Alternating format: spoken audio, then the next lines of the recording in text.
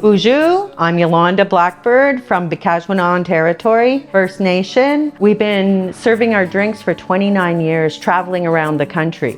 Now we've decided to do that here at our lovely cafe on Walpole Island in Canada, Ontario. We are Sweet Tree Cafe. This is a hidden gem that I have dreamt about for many years. We have many international visitors. We're accessible through the ferry on Walpole Island or the bridge to come over from Canada. Here you can get delicious espresso with locally roasted beans and our Italian espresso machine.